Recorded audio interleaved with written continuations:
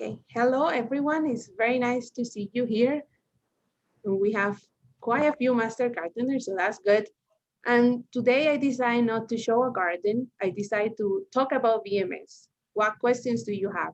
And I first and foremost wants to apologize if it has been like a hard system to manage and a hard system to learn, because it has been a roller coaster for all of us, not just the master gardeners, but also the staff.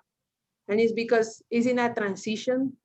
So we transition to this new system without like a lot of warning that things won't work at the same time. So my point here is not to really complain about the VMS, but is to do my best to show you what is actually working and how you can report your hours and select projects and select sign up for events, any types that you have, any questions that you may have. And this is gonna be very interactive. So I'm just gonna share my screen and go and see on Google how you will see it. And I even create a test account so I will see what you see in that sense. So we can go over. And feel free to unmute yourself when you have any questions. So I'm gonna go as slow as possible.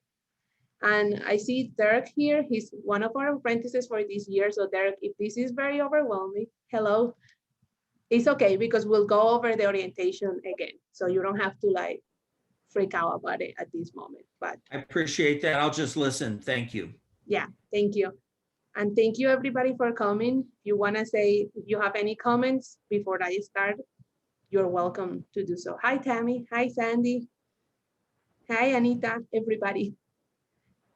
I see Tia is here, Sue's here. Very nice to see you. Hi, Sandy. Same comment to that I just did to Derek, that since you're apprentices, you haven't been exposed to the system at all. So listen to me and in the orientation we'll go over. Hi, Kathy, everybody.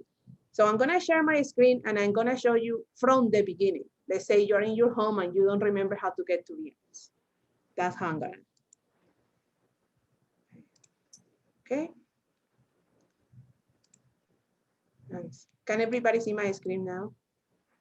Good. So the developer has created this website in YouTube, and I will send it on the chat as well, but he has small videos that I also made, and they are in the newsletters. Every month in the newsletter, you will find a link for these videos if you forget about it and then you wanna revise it. So I will add this to the chat at the end of our talk. So let's say I'm on Google and I say, I don't know how to get to VMS. So what I usually do is I type Colorado Master Gardener VMS. And that will show some of them, right? Some of options. And I will usually click to the first one that is related to extension and color state. Some other computers might have like ads and other things above. So you will want to look for the one that is extension related to us. And I click there.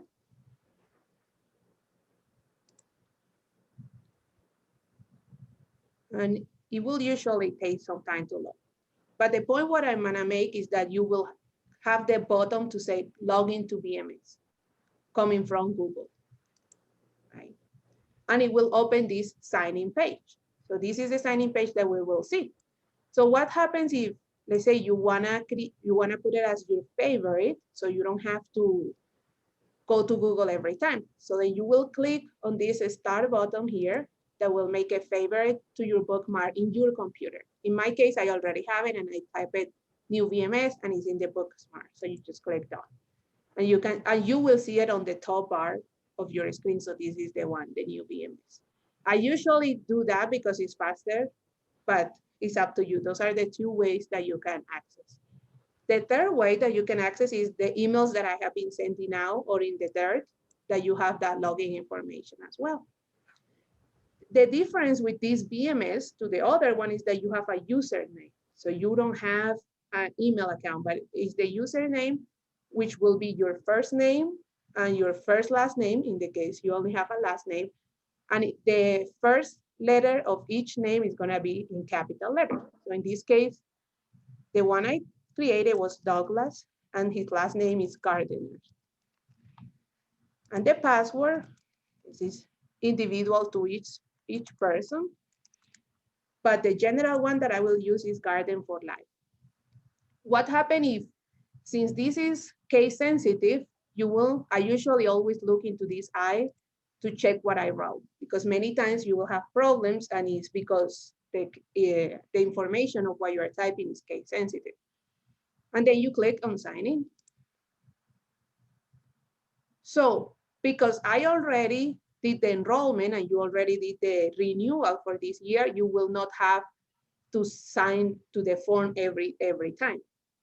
The first time that you sign in, you will have seen that form that say, oh, what is your county? What is the year? That's just an annual process in that case.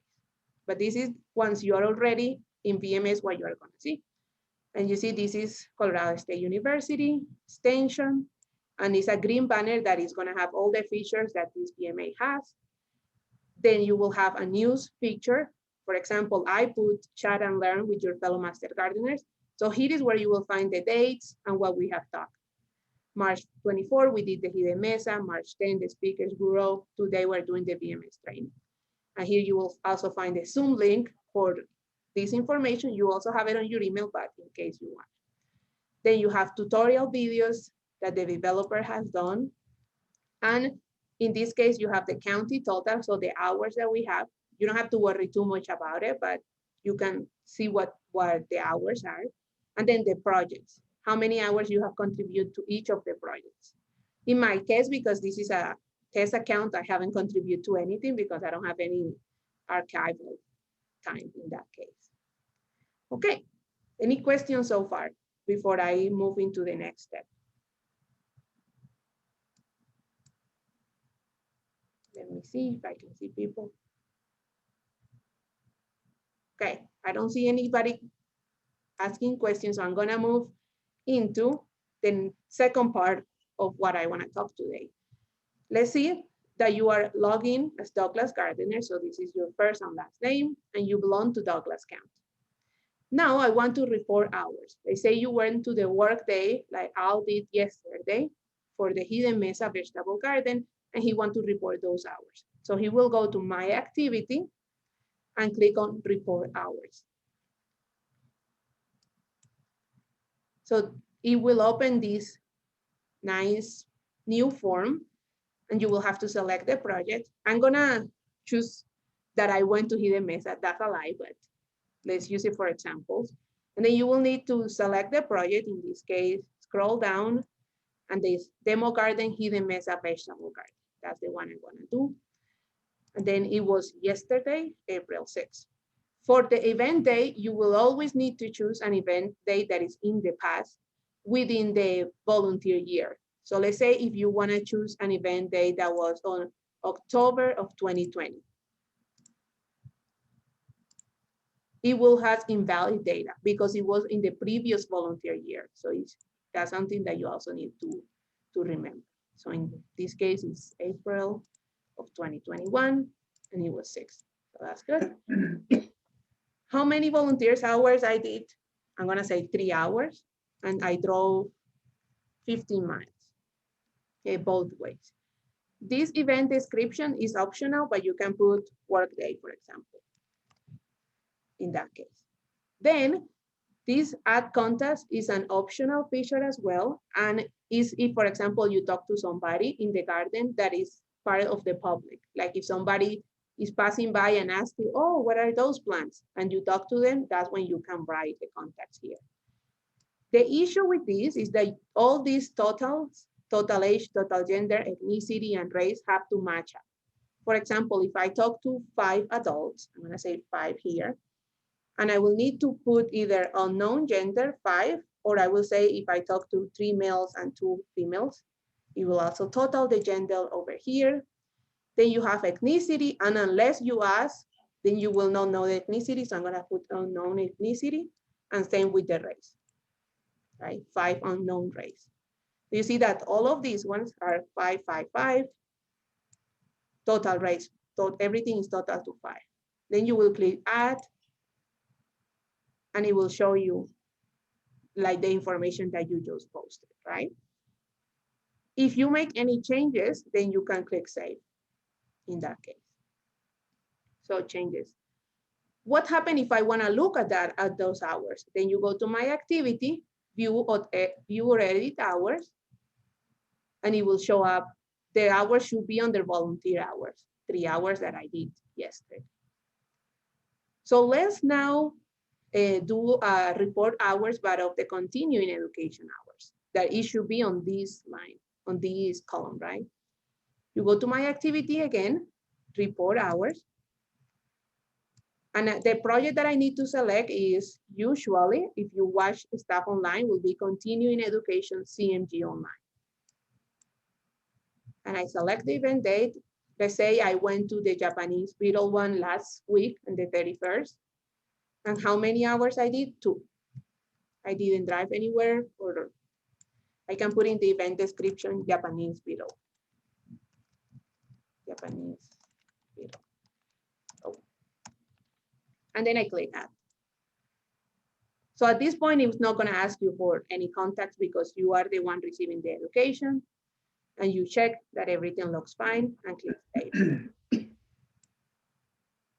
Okay, so now I'm gonna go back again, my activity, viewed 80 hours, and they should be there. So we have continuing education, 2 hours under the column of continuing education hours. What happened if I messed up and I didn't choose the right project? Then you can click on the yellow button, that one, and then you can either delete or fix it depending on what you want to. In my case, I'm gonna delete it because that's not what I did. Do you really want to delete the record? Okay, in that case. Good. Any questions for how you report hours or anything? If you have tried it and you have had trouble, this is also your place so we can troubleshoot how we can do it. Mary, I have a question. Yes, Andy. I have to get back to it. I went in this morning after you sent out all the information on the login and everything, and there was one part of it, and for some reason it's not letting me see it now. Hang on a second.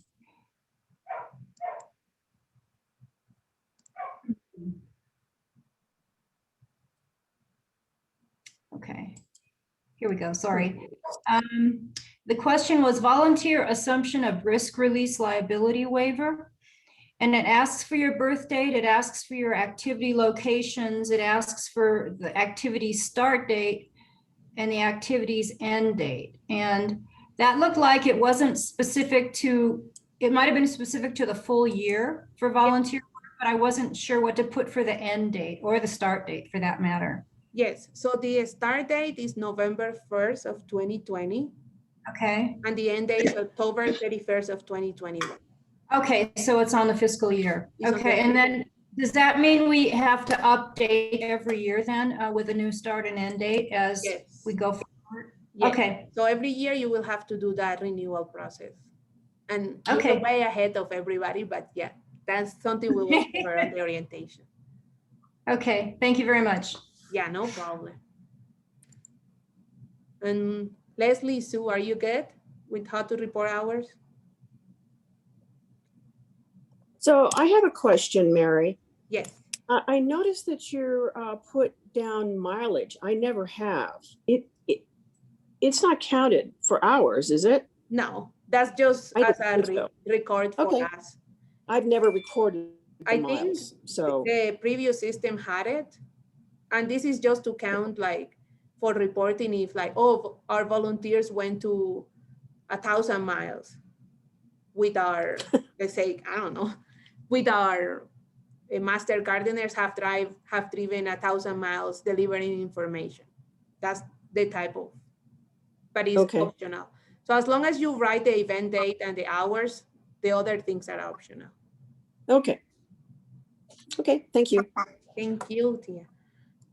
This isn't much different than what we've always done, is it? In theory, it's not, but we'll see later. For the calendar feature, it have something different. So I'm gonna move into that one, but the report hours is very similar. Okay, thank you. Thank you, Sue. Okay, good. I'm gonna move into the second part. So far we have covered how to sign in and how to report and edit hours. So now we're gonna do sign up for projects. And why do we wanna sign up for projects? Is because we wanna receive communication that is specific to the project, right? For example, the work date in Hidden Mesa, Al is only gonna send emails to the people that are signed up for that project. And I'm getting some interference, so please everybody mute yourself if that's okay. Okay, so I'll go to my activity again, and then I will click on sign up for projects. And you can see that it will open a form every time I click on my activity. So since I finished this, I can close it. So here is the list of all the projects that we have for our county specific. And it will show you project name, project description, project information, the contact person, which will be the project leader, or the person that is usually coordinating that activity, and the volunteers that we requested, and the volunteers that are active into the program, into that project in that case. For example, this master gardener, Douglas Gardener, wants to sign up. Let me just go back. He wants to sign up for, I'm gonna choose something random. Colorado Garden and Home Show. Let's say this is gonna happen and I wanna sign up for this. And this person also wants to sign up for the demo garden, the Sedalia demo garden. And then you click on that checkbox. You can sign up for all of them at the same time. After I read all of these, I decide I wanna sign up for that. Over here, demo garden on Sedalia. And I also say, I wanna sign for the Highlands Ranch ACE information booth. So this person really likes the information booth and wants to do it. So you go all the way up and you click on the green button, this one that says sign up for project over here. And it will show you those 3 projects that you have selected, and then you click OK. And that's how you have signed up. So in this list, because I already signed up for those projects, you will not be able to see, for example, the demo garden Sedalia because I already signed up for it. As you can see, it's not there, right? It was in between these 2.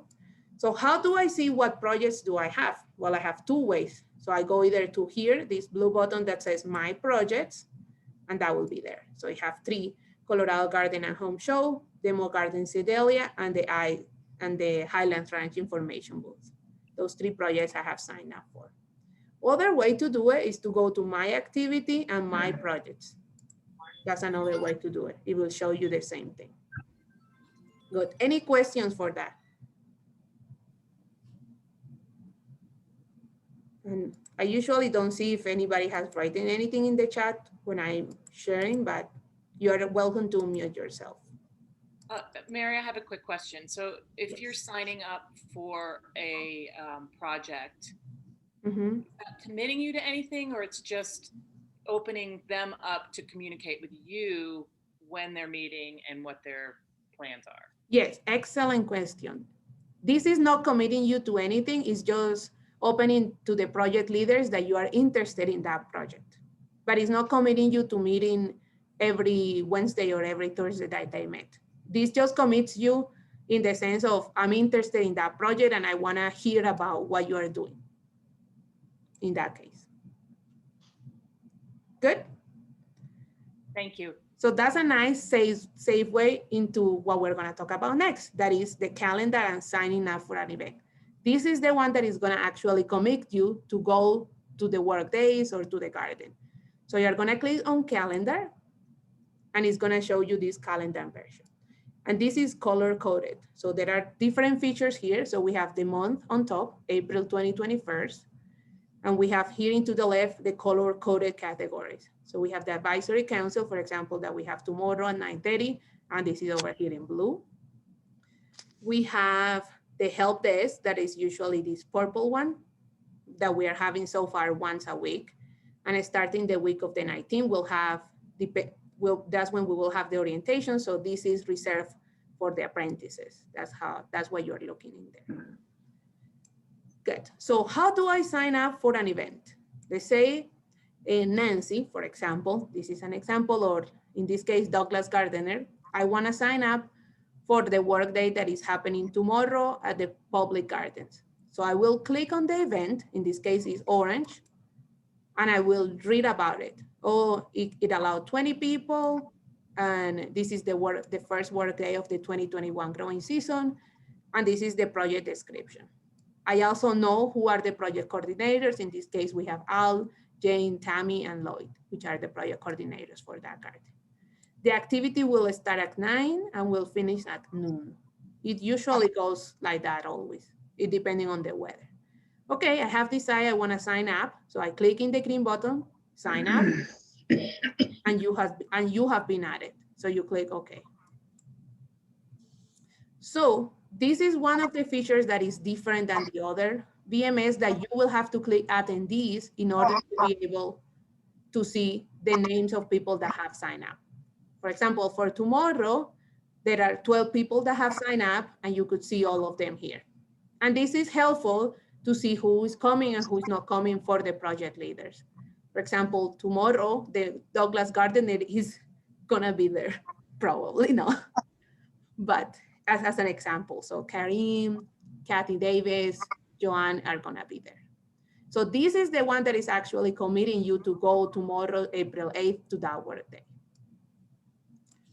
What happens if I wanna cancel my attendance because I have an emergency or something happened? Then you will have to click to cancel attendance over here, and then you have been removed. This is the cancellation of the attendance is not too critical for the work days in the demo gardens because we have a lot of people coming, and that's good. But it will be critical for the help desk. For example, if you cancel your attendance, then we will not have anybody covering that. So you will need to let me know or everybody know that you need to be covered for that. This will also show the other continuing education and opportunities. For example, the diagnostics is in light blue, or the pruning roses that are happening next week.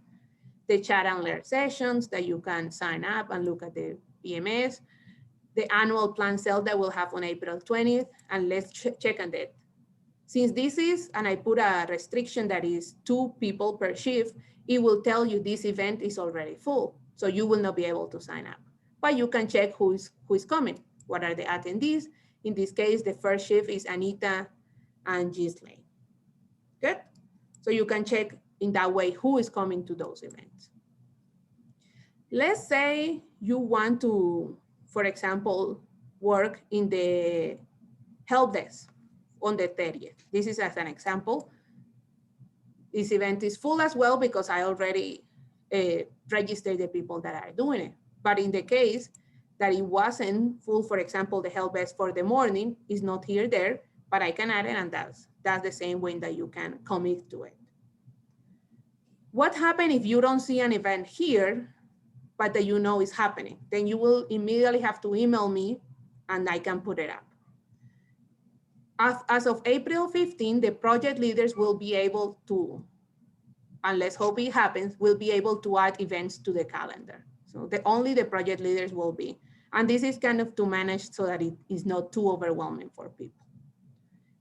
Any questions about how we can sign up for event or sign up for an activity? This is what happens if you're not going to offer the project because it's inside face-to-face and it's not COVID appropriate.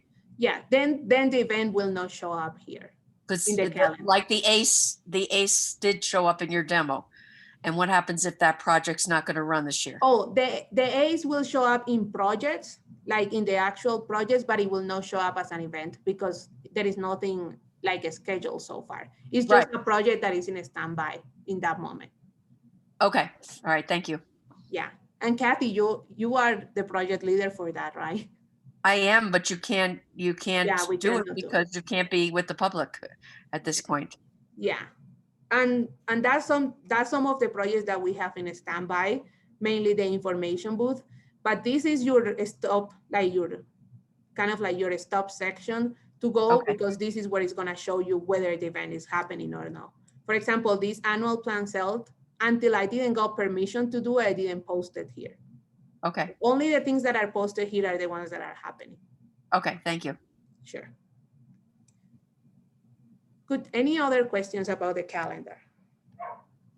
So, Mary, this is a little bit, this is Sandy, and I don't have a question about the calendar, but when it comes to filling out the demographics and the number of people at an event, like for example, yesterday I volunteered with the Hidden Mesa Native Garden. We did cleanup, and I'm guessing there were 10 people there, but that's a guess.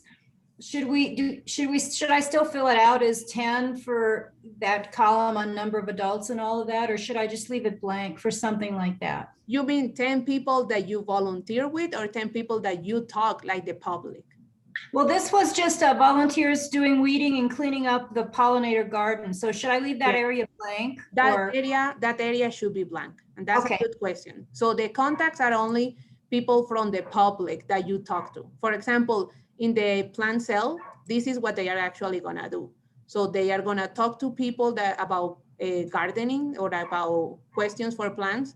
And every single person that they talk, we will want you to report them. Let's say in this shift that, I don't remember now what day, let's say the 1 o'clock shift, the 2 volunteers that are attendees, Laura and Damon, they are gonna talk to 15 people. So then they will be the ones to report those when they talk to the people. And honestly, about ethnicity and race, unless you ask them, you're not gonna know. I think it's a very bad assumption just to say that, assume that I'm Latina just how I look. So if you wanna ask them, but don't assume things. Maria, are you sure about that? Yes, about what I just said about the assumption. Before we weren't allowed to ask anybody what they were. There is a new law, and I take those things seriously because a lot of people assume things about me. And there is a new law in Colorado that says that unless you ask them, you cannot assume the race or ethnicity of a person. So are you expecting us as I am not. So that's why I put unknown race and ethnicity. That is, for example, a conversation that we're having. I am the general public and I'm talking to Bill in the information booth. And I say, oh, Bill, I am from Colombia and I like these plants. Then that is a safe assumption that you are making. But if I don't tell you anything, why would you assume that I am, right? Right. Okay. I think it's also respectful. Mari, I have a question. Yes. If you're working, like say at the help desk or one of these annual plant sales with another person, is it only one of you that reports those contacts or do you both report them? You will usually both report them, but because you personally will talk to, let's say, 5 people, and Damon probably will talk to different 5 people. Is the people that you actually only report the ones that you talk to, not the ones totally that show up to visit? No, the ones that you talk to. And that's... What if you're both conversing with one person? Then when one of you will report them. Just one of us, okay. So we don't double dip, correct? Yeah, you don't want to double dip. But also it depends because usually when you are talking, one person will answer one question and the other person will talk to somebody else like a family. So those are 2 different reports, right? 2 different people. Yeah, I'm just thinking of the help desk when somebody walks in and asks questions and you're both there visiting with that person. Yeah. So then one of us would report that. Yes, in that case, only one will report it. Excellent thank you. Excellent question, Tammy. Okay. Is that good? Can I move to the next one before anything? You can ask anything. You can say, I hate it. Don't worry about it. I don't get offended by anything. And I don't like having a lot of things open up, so I just close as I am going to. Okay, so the last one that I want to talk about is the email. How do you send email to people? So you click here, email, and then you will click send email. And I will advise you to read these instructions because the email is the feature that is quite different, to be honest, to the other VMS. So in this case, you will need to fill out and submit this form and save as a draft. This is what it means, the status to save as a draft. And when you are ready is when you are gonna click ready to send, and it will also send the email. Otherwise, if you just save as a draft, it will just allow you to edit, but nothing will be sent in that case. And the fields that are with a red asterisk are the ones that are required in that case. So let's go ahead, and I'm gonna try to email somebody. So this is the date, and I'm gonna put subject, test email, and I'm gonna say, hi, how are you? Excellent. So this is where you write the body text of your message. So here is where we are having some troubles in selecting the categories. So let's say you wanna send emails to everybody among the Colorado Master Gardener, the apprentice, the affiliate, the emeritus, everybody. So you click select here, or you can select each of them, right? Individually. This will send an email to everybody in the program. And let's say you wanna, this will come from Douglas Gardener, and you wanna attach a file, this case a PDF, for example, and you will attach a file. You select the file, and this is as an example, I'm gonna choose a flower to select.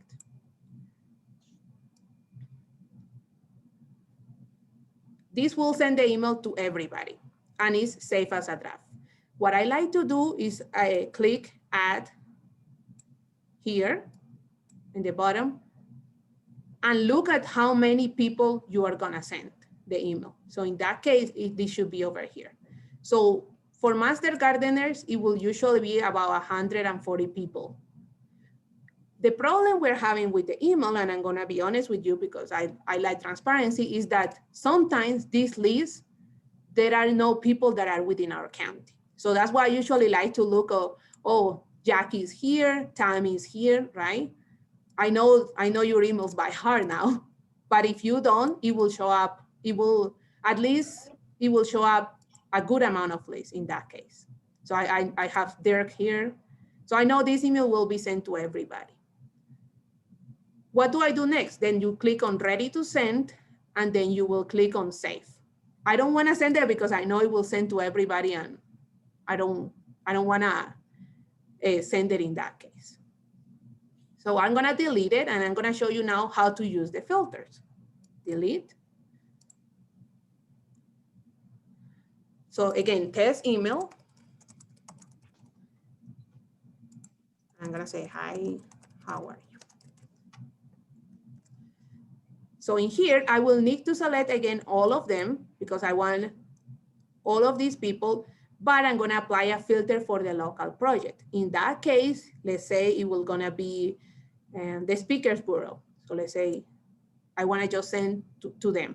So I will click on here, and this should send the email in theory to everybody that are classified as a Master Gardener, apprentices, but that are also a speakers bureau team.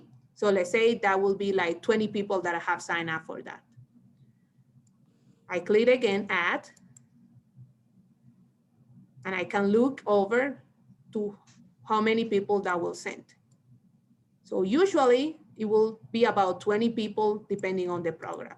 And this is about right. So this list is way shorter than the list of all the Master Gardeners in that case. And I don't, Sue Sloth is here. I know Sue Sloth is part of my county, right?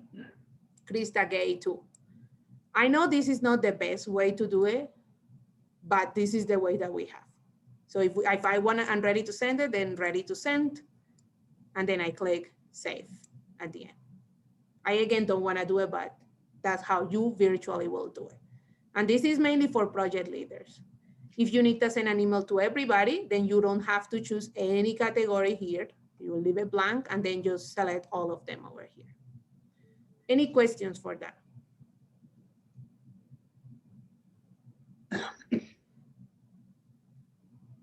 Yes, I have a question. Yes. So is this email system an opportunity for us to communicate amongst ourselves if, hey, I have this plant, can you help me out? What is the matter with it?